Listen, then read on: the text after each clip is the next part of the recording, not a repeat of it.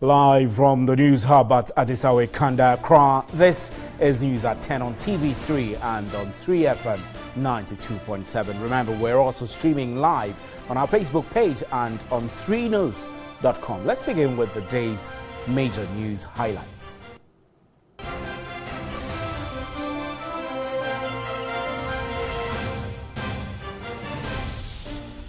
Bulk oil distribution companies, BDCs, and oil marketing companies, OMCs, have challenged BOST over claims that the country lost $2 billion due to the dumping of petroleum products scheduled for exports to the Sahelian region into the country. This follows a directive from Cabinet to Bulk Oil Storage and Transportation Company BOST to take over the exportation of petroleum products to the region to reverse the trend.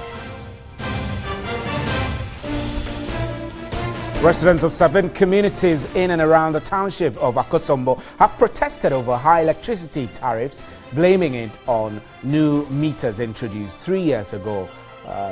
Angry residents demanded the withdrawal of the new meters or be given a flat rate.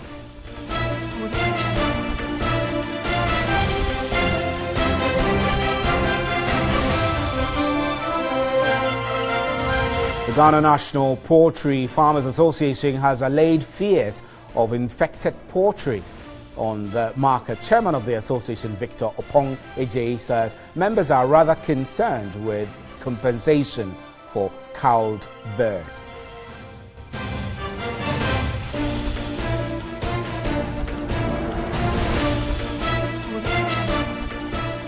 This is still news at 10. Remember, we're live on 3FM 92.7 and streaming live on our Facebook page. Up next is the big one.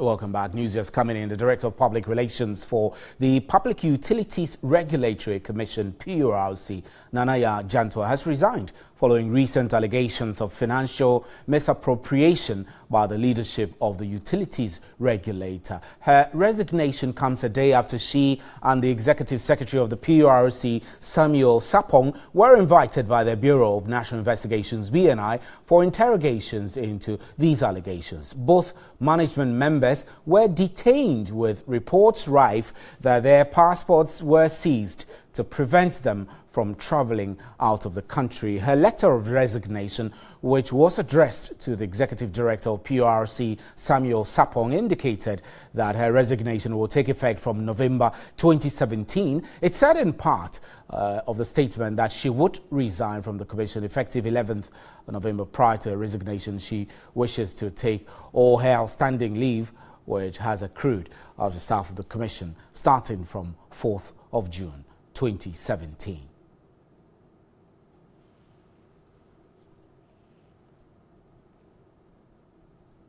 And the sacked medical director of the Regional Hospital, Dr. Thomas Anaba, is demanding explanation for being relieved of his post. Dr. Anaba's appointment was supposed to last till 2020 and had the option to reapply, but that appointment has been revoked. He was appointed on February 1, 2016, during the tenure of former President John Mahama.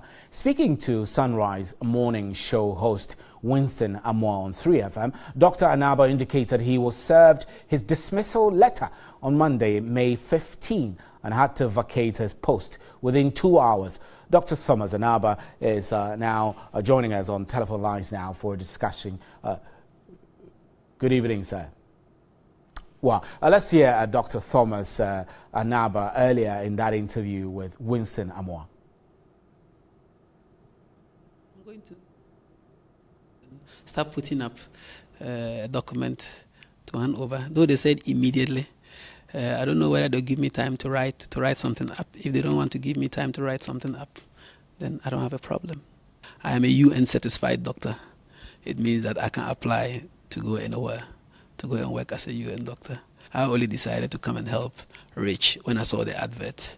They use a normal channel to dismiss me by putting up a panel, by basing on reports from my regional director who reports my duties to them, to use that one to tell me to leave my post. They say they are going to restructure the hospital, so I should leave for a new manager to come on. Meaning that all the work that the council gave to me to develop the processes, policies to transition the hospital into a new one, all those policies, I don't know whether they'll be taken. Dr. Anaba will move on. Dr. Anaba has always been working, and I'm always working. If you go to Tamale, you hear of me. People used to move from Accra to Tamale for me for treatment, and I'm not somebody who would not have anywhere to work. I get to have opportunities everywhere to go. Right, confident Dr. Thomas Anaba is joining us back on the telephone lines. Dr. Anaba, good evening. We're grateful that you could join us. We acknowledge that you were due to come into our studios, but due to the rain situation where you are, you couldn't come in. We're grateful nonetheless that you're joining us on telephone. So let's get it clear. Our understanding from speaking with the public relations officer of the Ministry of Health is that you were not necessarily dismissed and that you were just asked to go back where you came from to second as director of Rich Hospital. Is that the communication you received? That is not the communication I received, and that was not the contract letter that was given to me. I'm very sorry to the PRO. I was appointed on a full-time job with Ghana Health Service. So I come from the UDS. So the Ghana Health Service did not ask UDS to give me to them on a secondment. I came for an interview, competed for it for a full-time position, and I negotiated with my university so that I could let them maintain a program in UDS. So the salary of mine should have been transferred because I was paid by government. UDS is paid by, staff are paid by government. So my salary should have been transferred to Ghana Health Service. But then we agreed that my salary could remain there and they'll be paying me from UDS, so I could be working for Ghana Health Service. So no one is relieving me back because I didn't make my mind to come to Accra and return within 1 year, 3 months. I prepared my mind and my family to come to Accra and work for 4 years, as agreed, as indicated in the contract letter. So I think he's making a mistake.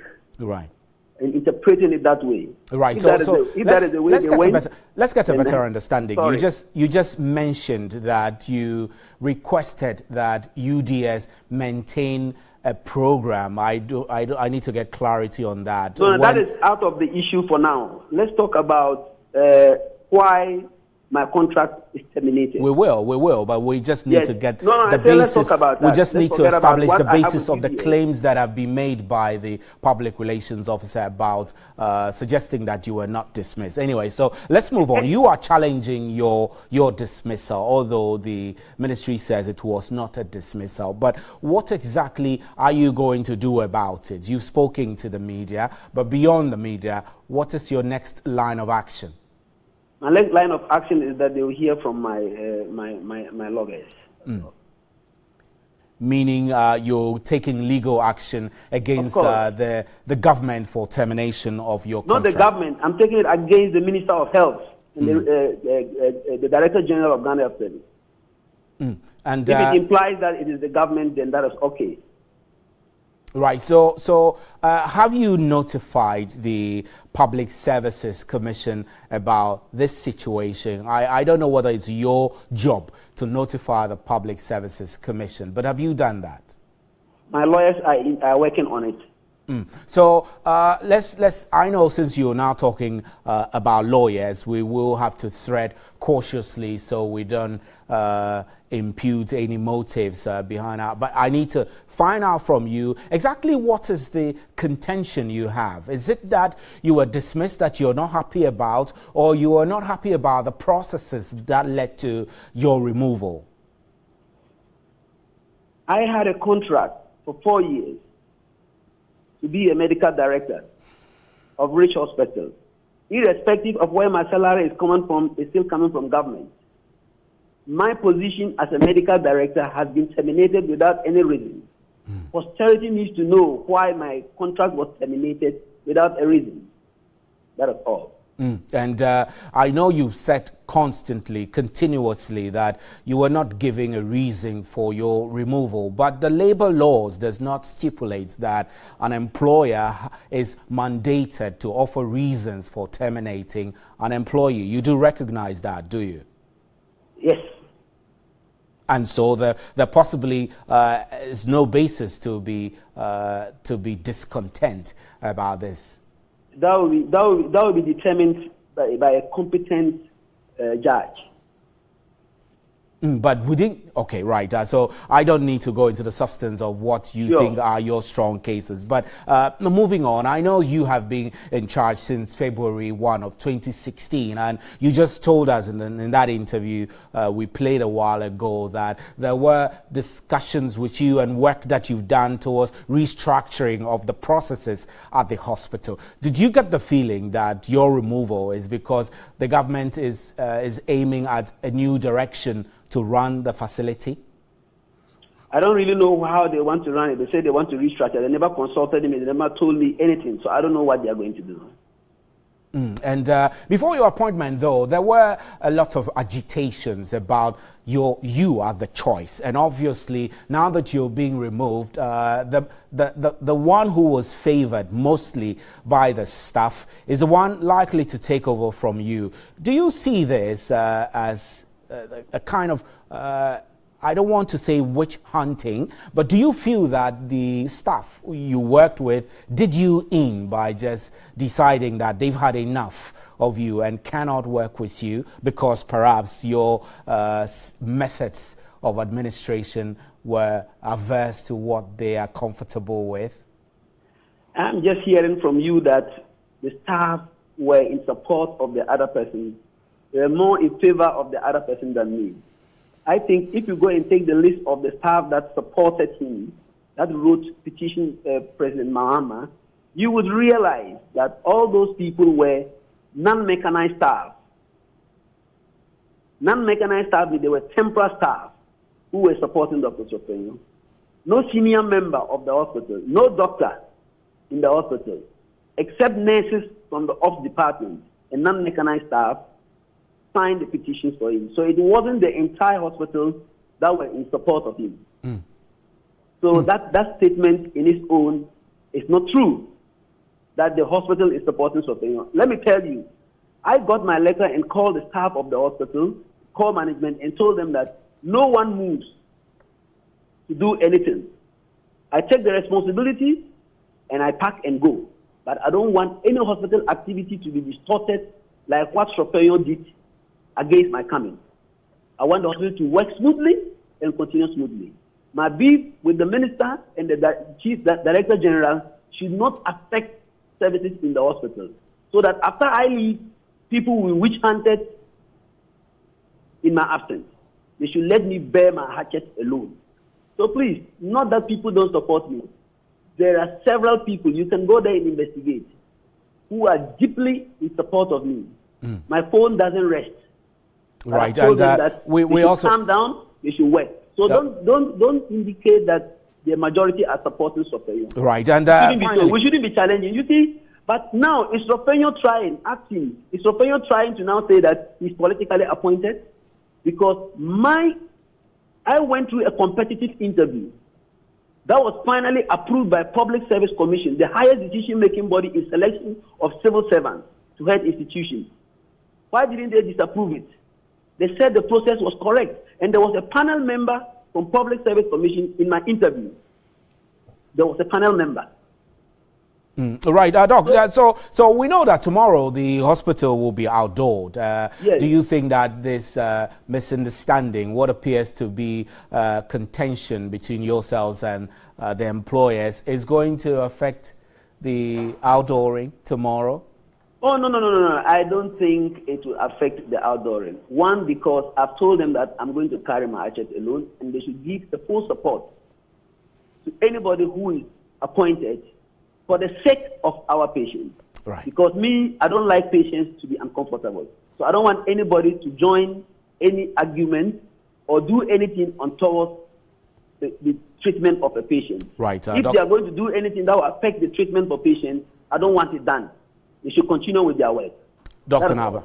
Dr. Anaba, we're grateful for your time this evening. Thank you very much for your time. Dr. Anaba is just the immediate past medical director of Rich Hospital. I am Stephen NT, and you're watching News at 10 on TV3. You can also hear us on 3FM 92.7. We have more news for you. Don't go away.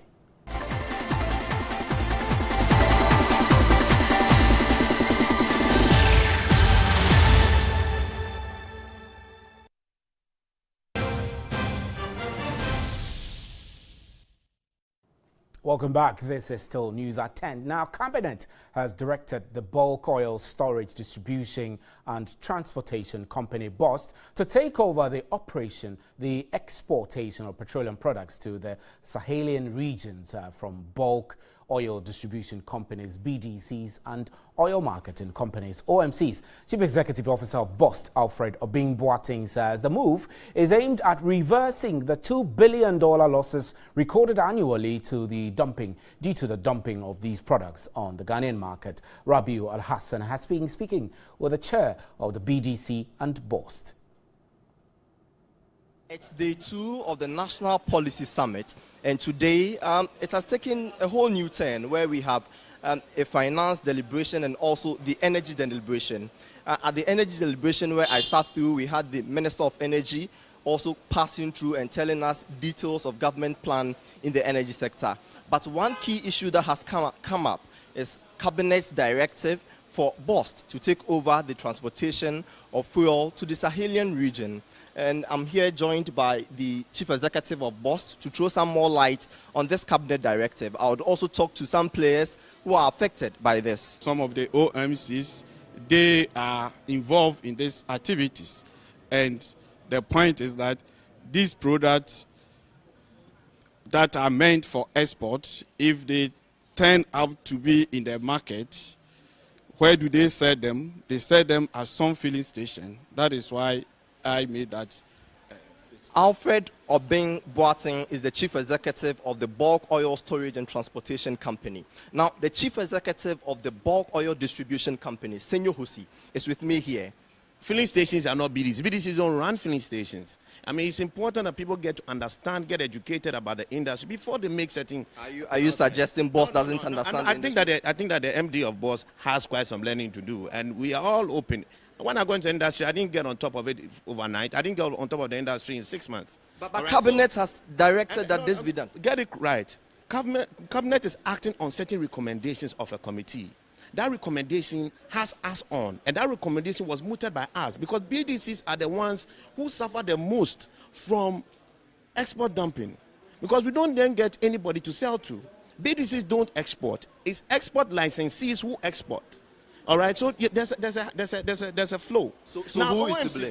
The next thing, OMCs have dealers. Filling stations are not necessarily OMCs. They are dealers. So if dealers are engaging in this, that's fine. It's possible that there's not a fact. We know that's a fact because that's where to always end up, like you said. That's correct. But it is wrong for you to just get out there and try to accuse a whole industry unfairly. The industry that's suffering from this whole thing. Okay, so hold on, Senor. One more thing. Do you know that the largest exporter was BOST for last year? When we're complaining about it, the largest exporter was BOST. But BOST says they don't dump in Ghana. They can come. They are the ones who should come and explain themselves because it was BOST. You know, they were together. They are the ones who were the largest exporters last year. They did about 35% of exports. Another thing you should know: the total export value quantity was 529 or so. Hold on. Since you've raised one issue, let me come to the Chief Executive of BOST. You exported 35% of the products last year. So you should explain. Let my friend correct that statement he made before I continue. If it's not ready. What correction? What correction? That I'm not on top of affairs. He should correct it. If you are talking, so he tell me that. Actually, the accusation. Withdraw it, and that's fine. We are ready to. Actually, when he was giving figures that bus has been subsidized, where did he get the figures from? Energy Sector Levies Act. If you want to see. It talks about the clear expenditure from the price stabilization and recovery levy. How much do you have? 189.39 million Ghana cedis. What was it for? Is that an investment? An investment is one an expense. If he doesn't know, the money is being held by Minister of Finance. The money is being held by Minister of Finance. All right, then it seems that again you have not really fully followed the report written by the Minister of Finance. The Minister of Finance is saying that this is what has been spent to you, not what they are holding for you. The money that was given to BOST was not for a subsidy. The money was for strategic storage. And meanwhile, the chairman of the bulk oil distributors, we just spoke to him, Senor Jose, says for an effective monitoring and tracking of distribution trucks, the MPA must involve other stakeholders in the tracking process. The distribution has nothing to do with committee infrastructure. They are going to designate BOST as the sole infrastructure to use for export. So as a BDC, if you have as an export licensee, you wish to export products, you can export products only through the BOST system or out of Bolga. You don't have your own facility in Bolga. If you do and it's tied to the system, that's fine. But the only person who has something in Bolga or in the northern sector is BOST. So till any private person does the investment, they have the monopoly for the infrastructure, not the distribution or the export itself. They are two different things. It's like the warehouse. Whose warehouse will we use? We want to use only warehouses in the north or the upper east. So if you don't have a warehouse, the only one who has a warehouse is the one. But the person who uses goods are going through the warehouse will not necessarily be the same as the owner of the warehouse. Any export vehicle must be hooked onto our tracking system. Our trackers don't just track location, because you can drive an empty truck to wherever you want it to see it go and come back. No, we are interested in the goods.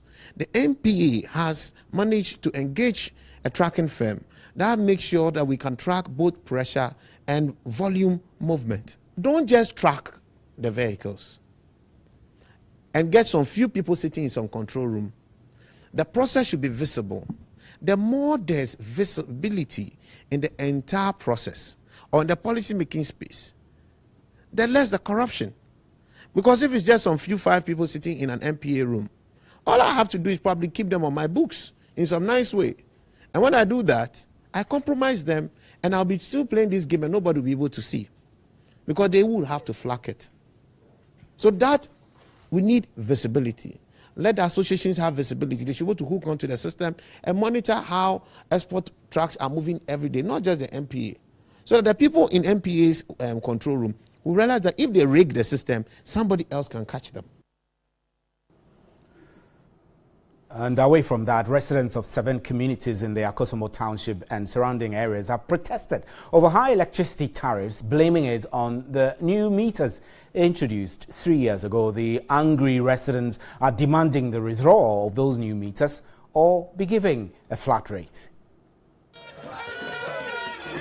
Hundreds of residents from Akosombo and adjoining communities, including Pupuni, Atimpoku and Mangwasi, besieged the Technical Services Department of the VRA to express their frustration after an hour-long protest. They contended electricity bills were unbearable ever since the old meters were replaced.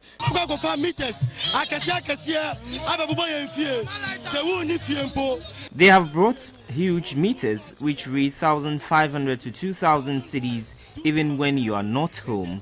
They should give us a discount or flat rate or we won't pay.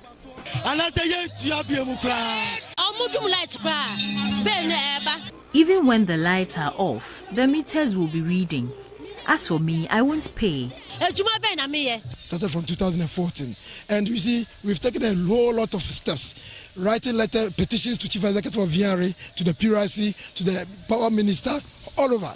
But actually, it has not materialized. So today, we decided to embark on a demonstration. The head of corporate communications of the VRA, Gertrude Kumsin, explained the new meters were introduced to replace the old ones which were malfunctioning.